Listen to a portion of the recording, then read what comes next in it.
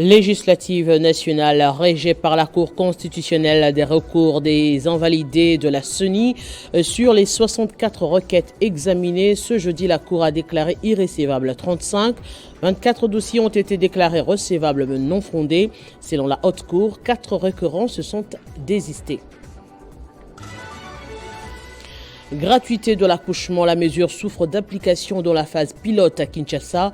Le ministre de la Santé publique a suspendu le directeur général de l'hôpital ex-Mamayemo, hôpital général de référence de Kinshasa, pour avoir failli dans le suivi de la prise en charge gratuite d'une femme enceinte et son bébé, tous deux décédés après l'accouchement. L'informateur Augustin Kabouya, 30 jours renouvelables une fois pour identifier la nouvelle majorité à l'Assemblée nationale. L'issue de cette mission va permettre au chef de l'État de donner un nouveau Premier ministre qui formera le gouvernement d'union sacrée pour la République. Que devra comprendre l'opinion sur le rôle de l'informateur? Les détails dans ce journal.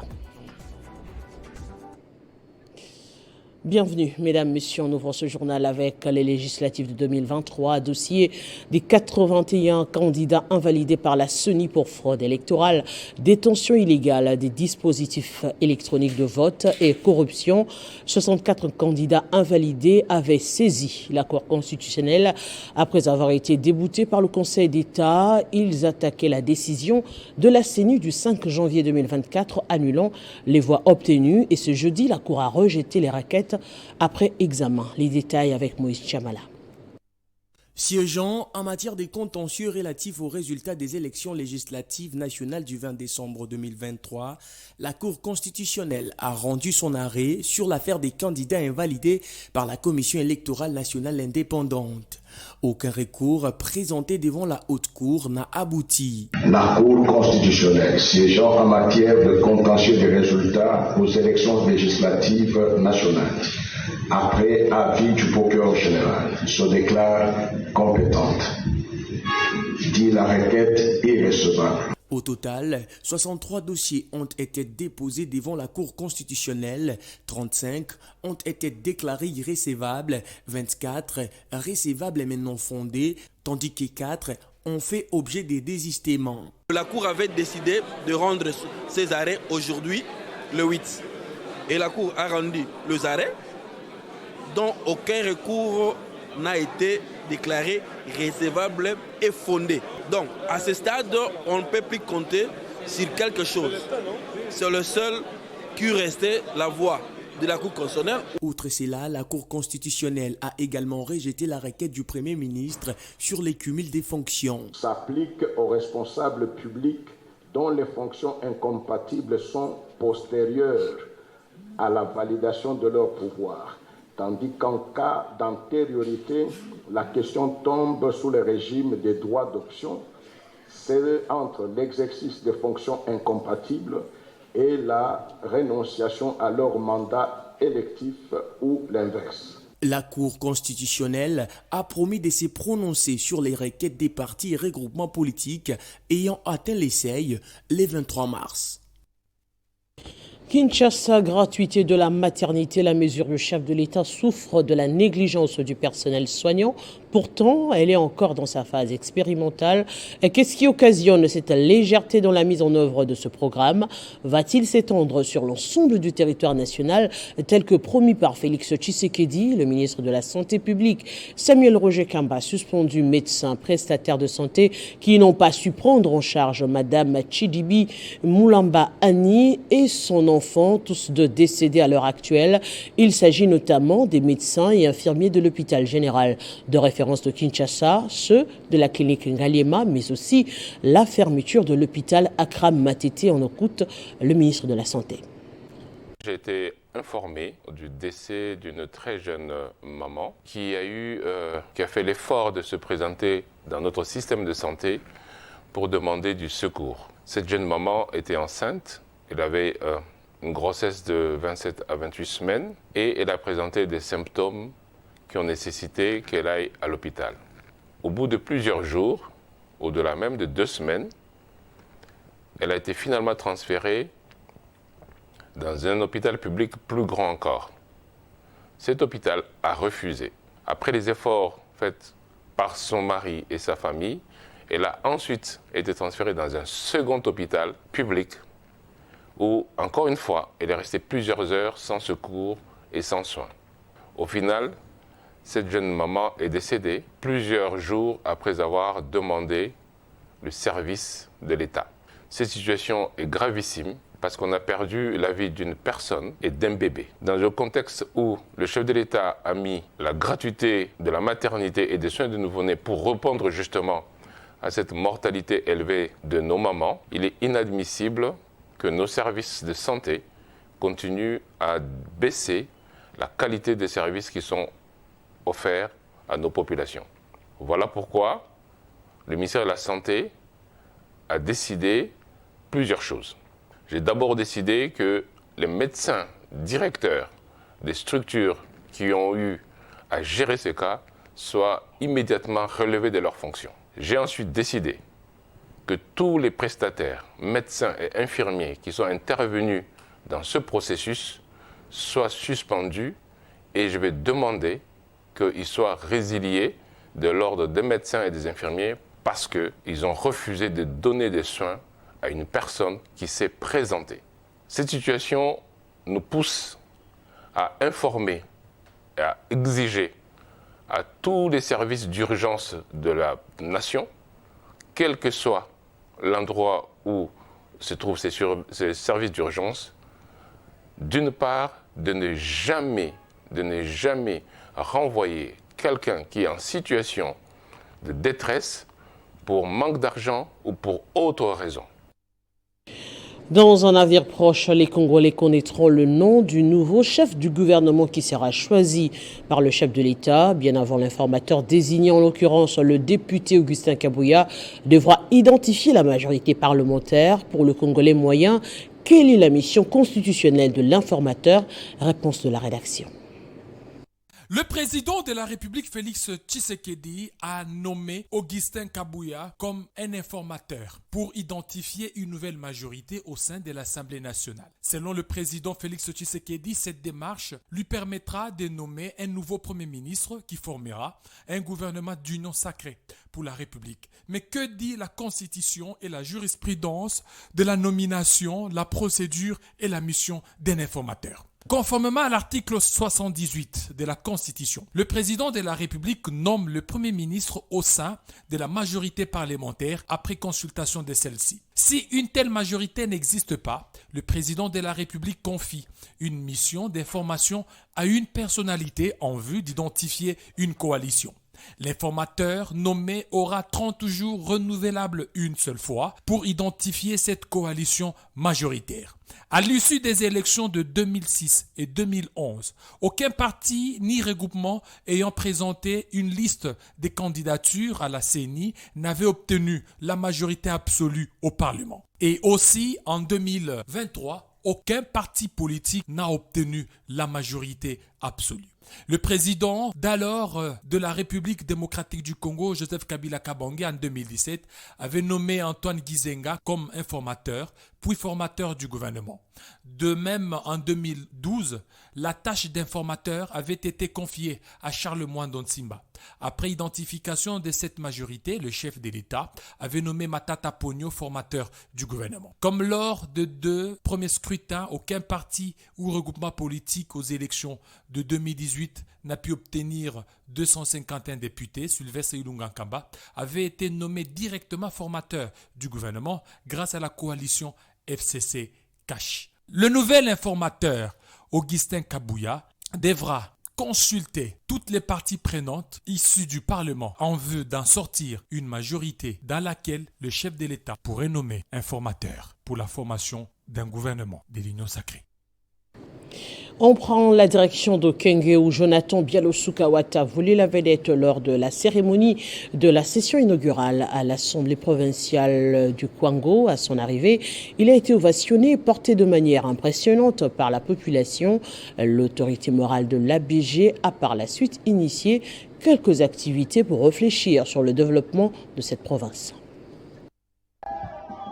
À l'occasion de l'ouverture de la session extraordinaire de l'Assemblée provinciale du Kwango, Jonathan Bialosu Kawata, autorité morale de l'ABG, a rehaussé de sa présence la cérémonie consacrée à la première plénière de la 3e législature en sa qualité des députés provinciales élus de la ville de Kenge. Comme partout, Jonathan Bialosu Kawata ne passe pas inaperçu. Une foule immense l'a accompagné pour marquer la détermination de cette population de soutenir ce digne fils du Kwango dans ses actions politiques et sociales pour l'intérêt de la province. Son séjour à Kenge a été sans repos. Jonathan Bialosu Kawata, après avoir offert un dîner de famille à ses collègues députés provinciaux, à la classe politique et au cadre de Kenge, a animé une conférence de presse au cours de laquelle il a invité les Kwangolais d'enterrer les démons de la haine et des divisions qui sont parmi les causes du sous-développement du Kwango. Je ne peux pas ici trancher, ça a été décidé à une certaine époque. Aujourd'hui, si on doit rompre, si on doit continuer, ça nécessite une réflexion de tout le monde. C'est pourquoi j'ai appelé, ce matin j'ai demandé au gouverneur de convoquer les acteurs politiques en présence qu'on décide, doit-on continuer avec le système rotatif ou il faut l'arrêter.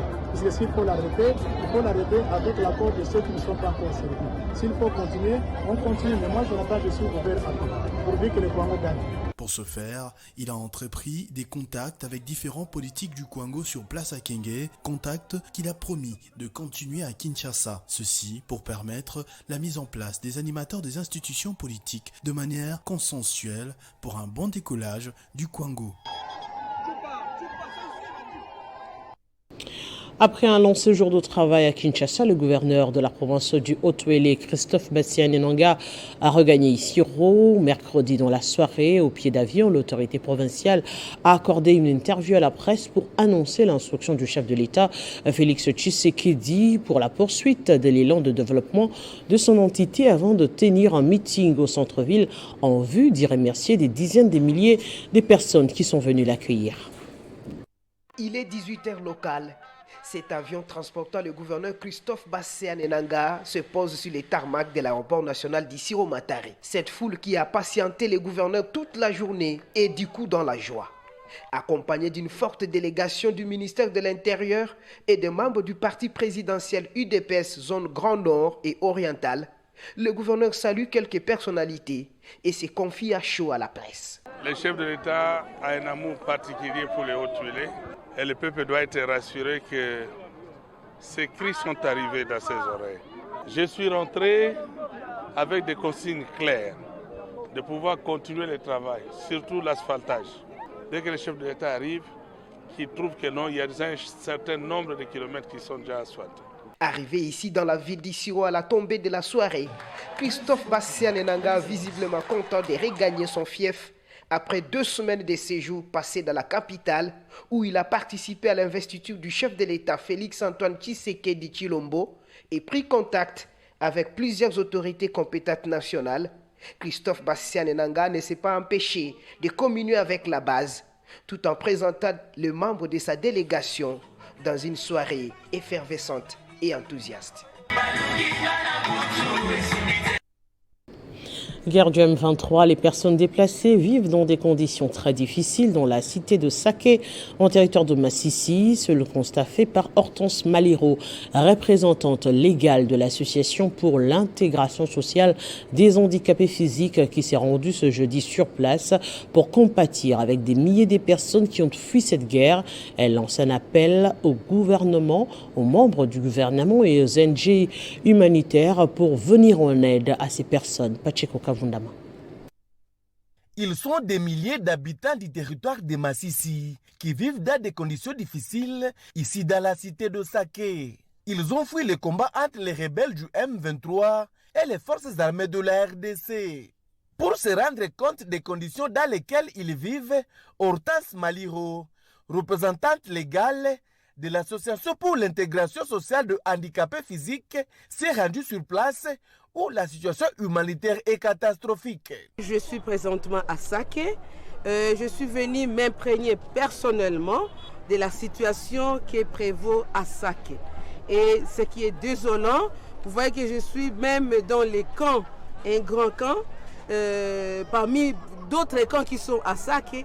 Et vous voyez que la situation des personnes, des citoyens et citoyennes congolais, des enfants, les vieillards, les personnes handicapées, c'est vraiment une vie déplorable. Nous avons constaté que même les assistantes, les gens qui disent qu'ils sont humanitaires, c'est le moment qu'ils doivent agir, parce que je vois que c'est vraiment une situation humanitaire sans précédent qui s'est fait voir ici à Sake. Et tout le monde qui dit que Sake a vidé, mais je constate qu'il y a encore beaucoup de populations qui sont à Sake et ils dorment. Donc seulement à la route, parce que c'est une situation, quand vous sentez des bombes, vous voyez que toute personne humaine doit avoir peur. Ces milliers de compatriotes congolais nécessitent une assistance humanitaire. D'où l'appel d'Hortense Maliro à toute la communauté nationale et internationale à venir aider ces déplacés de guerre. Face à la recrudescence de la guerre et l'insécurité permanente en RDC, la société civile patriotique du Congo a dénoncé le schéma d'invasion, de fragilisation et d'implosion du pays planifié par les puissances occidentales. À travers sa déclaration faite ce jeudi, la société civile patriotique du Congo a lancé un appel à la mobilisation générale pour faire comprendre aux impérialistes que le Congo n'est pas à vendre. Depuis des décennies, la République démocratique du Congo connaît cette situation de guerre entretenue par les mêmes forces exogènes. Cette guerre a causé plus de 18 millions de morts et entraîné des dégâts inimaginables. Mais face à la guerre sur terrain, elle n'arrête pas de lancer des messages trompeurs, lénifiants. Ces puissances continuent à soutenir les forces négatives qui tuent, violent et commettent des crimes contre l'humanité.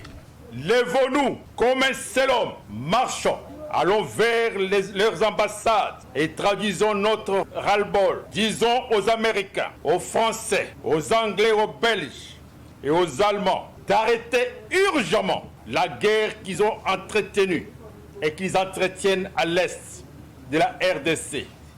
Ces pays doivent savoir que la République démocratique du Congo n'est pas à vendre. Nous sommes un pays, un peuple indépendant. Au nom du droit international, ils ne doivent plus prétendre qu'en tant qu'anciens colonisateurs, ils ont le droit de vie et de mort sur nos paisibles populations et sur nos dirigeants. Nous disons non à la guerre. Nous disons non au dialogue avec les envahisseurs, le Rwanda, le M23 et tous les groupes terroristes solaires et sel. Le gouverneur intérimaire du Nord Kivu a lancé ce jeudi à Goma les travaux de modernisation de certaines avenues dans le quartier Katindo, Imbi et Kieshero, exécutés par la société Jocas Trading. Le général-major Peter Sirimwami a souligné qu'au-delà de la situation sécuritaire que traverse sa province, plusieurs projets de développement sont aussi initiés. Il s'agit des travaux de pavage de plus de 3000 mètres pour une durée de 9 mois. Ces travaux de modernisation des rues et avenues, notamment rue Dr Maganda et avenue Baraka, reliant les quartiers Katindo et Imbi, avenue Walikale dans le quartier Imbi et l'avenue Chopo dans le quartier Keshero en commune et ville de Goma, lancés dans la ville volcanique, consistent à lutter contre les embouteillages au chef-lieu du Nord Kivu. Tyson Eyenga, qui a représenté l'Office de voirie et drainage à cette activité, donne la fiche technique des travaux à réaliser. De la consistance de travaux. Reprofilage du terrain naturel en vue de préparer la plateforme de la chaussée. Pose de remblais en tout venant volcanique. Pose de la couche des fondations en scorie volcanique. Tout en félicitant la société Jocas Trading, dont son directeur général venu à Goma pour participer à cette activité Mumbere Kisalou Kasimba, qui va exécuter ces travaux, le gouverneur intérimaire du Nord Kivu, le général-major Peter Chirimwami, a précisé que l'état des sièges rime avec le développement. On doit avancer dans la vision du chef de l'État, qui est la modernisation de la ville et des territoires, comme il a promis pendant la campagne électorale. Il y a eu des attributions qu'on a données à beaucoup de partenaires, pourquoi pas à Jocas, qui est parmi les meilleurs aussi partenaires que nous avons aussi dans cette province du Nord Kivu. Rappelons que c'est au total 3080 mètres qui seront pavés de pierres volcaniques taillées pour un coût total de 2 400 000 $ américains. Et c'est la société Jocas Trading, très expérimentée en RDC dans ce domaine, qui va exécuter ces travaux sous son préfinancement. Toujours dans le secteur des infrastructures, le directeur général de l'Office congolais de contrôle OCC vient de doter l'agence de Maluku d'un bâtiment ultra-moderne. Étienne Chimanga Mutombo a à cette occasion lancé les activités commémoratives dans le cadre du cinquantenaire de l'OCC. Les détails dans ce reportage. Jeudi 1er février 2024, l'Office congolais de contrôle par son directeur général, Dr Étienne Chimanga, a célébré le lancement du cinquantenaire de l'OCC ainsi que l'inauguration du nouveau bâtiment administratif de l'agence de l'OCC Maluku. Cette cérémonie a réuni de nombreuses personnalités, dont le représentant du ministère du Commerce extérieur, quelques clients et partenaires de l'Office, les autorités municipales de la commune rurale de Maluku, ainsi que quelques agents et cadres de l'OCC. La cérémonie a commencé par l'hymne national, suivi par le mot du directeur provincial adjoint de Kinshasa, M. Dieudonné Ilunga, qui a tenu à remercier le directeur général pour son implication dans la réalisation de ce projet. Le directeur général, Dr Étienne Chimanga, a félicité les responsables de l'agence de Maluku pour le sérieux pour la réalisation de ce projet. Et il a ensuite exhorté en encourageant tous les agents et cadres de l'agence à faire preuve de rigueur et à bien gérer cet édifice. Par la même occasion, le directeur général a lancé les festivités du cinquantenaire de l'OCC sous le thème « 50 ans d'évaluation de la conformité au service de la nation ». Il s'agit pour moi, en marge de cette inauguration du bâtiment administratif de l'agence de Maluku, de procéder au lancement des festivités commémorant le cinquantenaire de l'Office congolais de contrôle. Des conférences et des journées portes ouvertes seront également organisées dans les différents coins de la capitale et à travers le pays. Enfin, la cérémonie s'est conclue par la remise des clés du bâtiment, suivie de la coupure du ruban symbolique marquant officiellement l'ouverture du bâtiment administratif de l'OCC Maluku.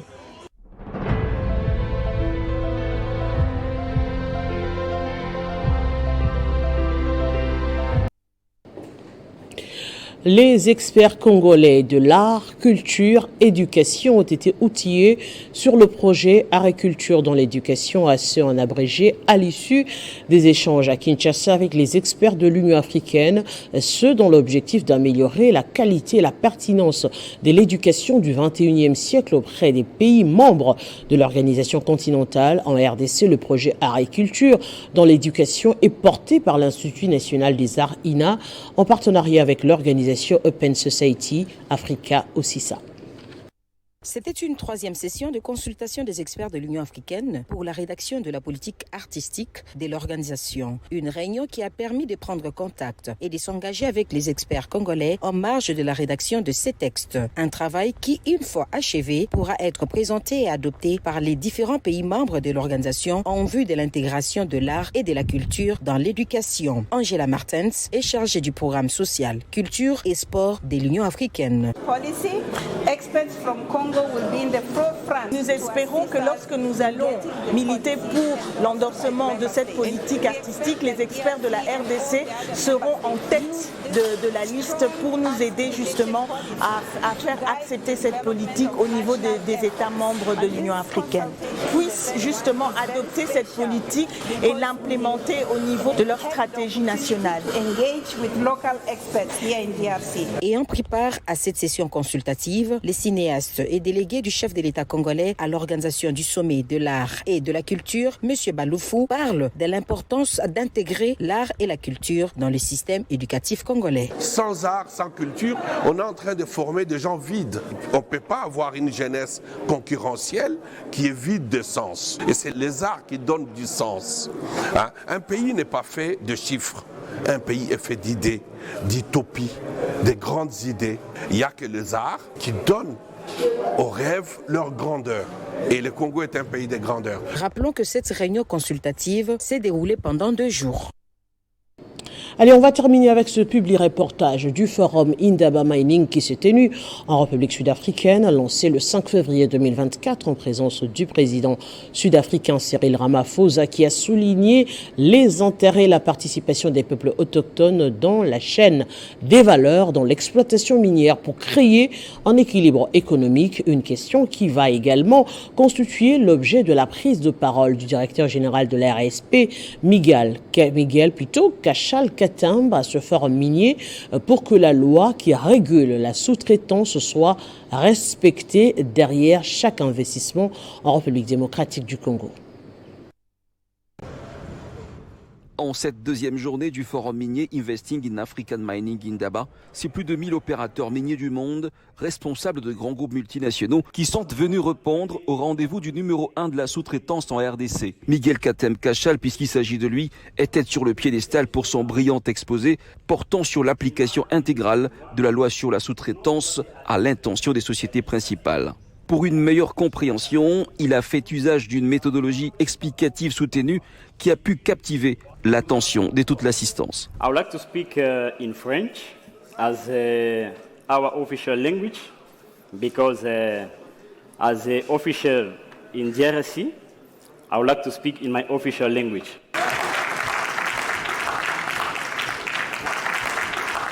En République démocratique du Congo, le président Félix Antoine Tshisekedi Tshilombo a compris que c'est au travers le contenu local qu'on peut diffuser une richesse dans la population. Pourquoi j'ai commencé par vous montrer tous les autres pays? C'est pour vous dire que ce n'est pas une nouvelle loi, c'est une vieille loi qui date déjà de plus de 100 ans.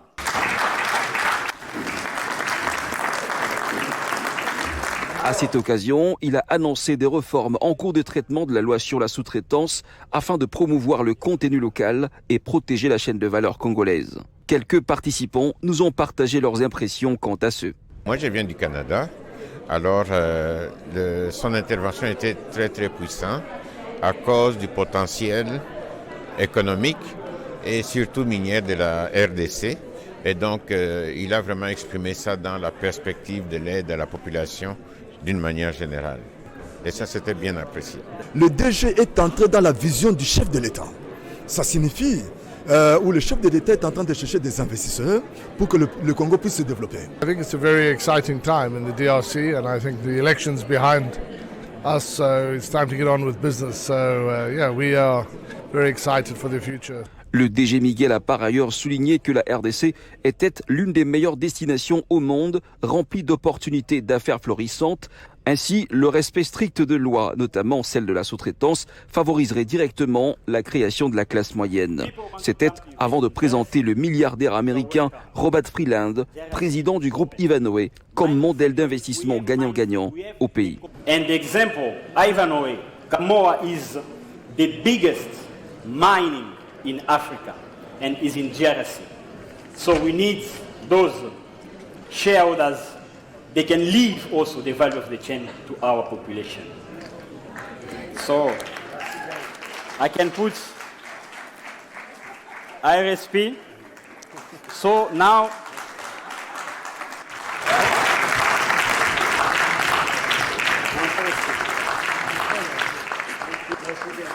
okay, thank you very much. Allez, on va prendre le rappel des principaux titres. Législative nationale a rejeté par la Cour constitutionnelle des recours des invalidés par la CENI sur les 64 requêtes examinées. Ce jeudi, la Cour a déclaré irrécevables 35. 24 dossiers ont été déclarés recevables mais non fondés. Selon la Haute Cour, 4 requérants se sont désistés. Gratuité de l'accouchement, la mesure souffre d'application dans la phase pilote à Kinshasa. Le ministre de la Santé publique a suspendu le directeur général de l'hôpital général de référence de Kinshasa, Exo Mamayemo, pour avoir failli dans le suivi de la prise en charge gratuite d'une femme enceinte et son bébé, tous deux décédés après l'accouchement. L'informateur Augustin Kabouya, 30 jours renouvelables une fois pour identifier la nouvelle majorité à l'Assemblée nationale. L'issue de cette mission va permettre au chef de l'État de nommer un nouveau Premier ministre qui formera le gouvernement d'union sacrée pour la République que devra comprendre l'opinion sur le rôle de l'informateur. Les détails, vous l'avez vu dans ce journal. Merci de votre attention soutenue. Ce journal est terminé. À très bientôt sur Télé 50, bien sûr.